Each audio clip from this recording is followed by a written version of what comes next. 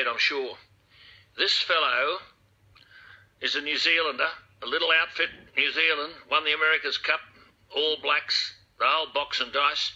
But he was the promoter of the Horn-Pacquiao fight when no one wanted to know about Jeffrey Horn fighting Manny Pacquiao. It's a Herculean effort to put this together. And he got them all here. Bob Arum, the greatest promoter in the world. Bob Sheridan, the greatest caller, commentator in the world. Roberto Duran, well, one of the legends, 118 fights, they're all here. Michael Buffer, the greatest ring announcer in the world. Months and months in the making. His name's Dean Lonergan. He was a bit of a good footballer too, but he's had a tremendous success with all of this. Dino, good morning to you.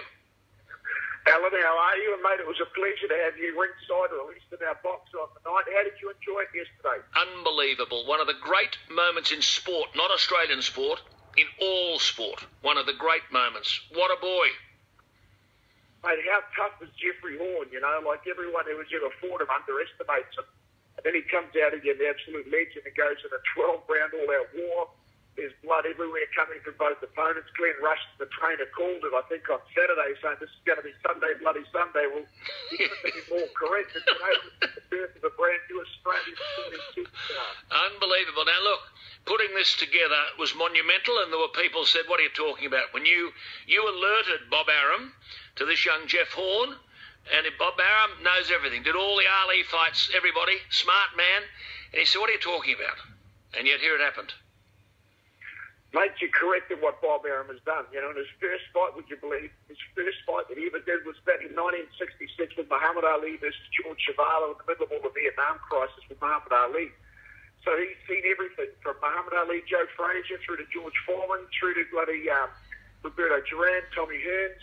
What he hasn't done isn't worth doing. And to have Bob sort of agree to this, you know, when we first put together the world title fight, what happened was we talked to him about Andrew Weeds versus Joe Parker in New Zealand, and that was for the world heavyweight title. And I said, look out, when you come down, Bob, look out for this young, fresh kid from Australia called Jeff Horn. He's a welterweight. He'd be a great fight for Manny Pacquiao. Bob totally dismissed it at the time. And he says, everyone says that to me. And then when he come down and saw Jeff Horn fight, when he saw him in the media, and thought, this kid's a rock star. So Bob agreed. And then 6 months later, through some ups and downs, you know, we've got the fight done, and we've got, you know, all we did was lay the platform for Jeff Horn to produce what was nothing short of an amazing performance.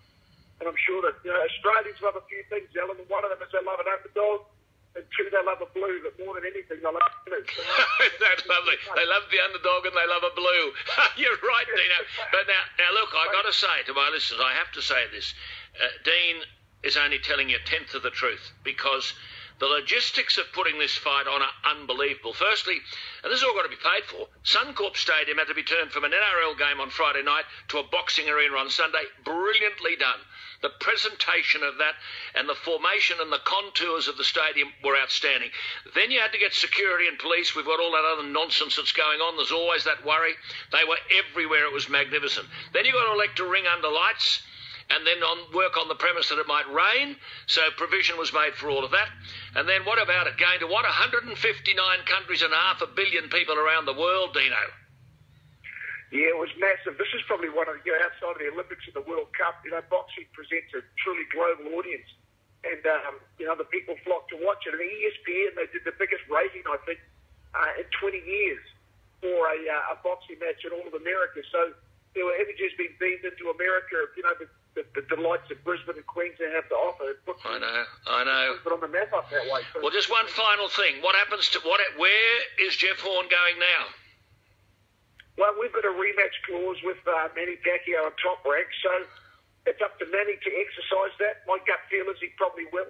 And if we do fight in Australia, it will definitely be in Brisbane. And I know there's been some talk of Etihad Stadium, but, you know, the Brisbane City Council and Team Queensland state government have been amazing to us. So, you know, walk away from our friends, mate.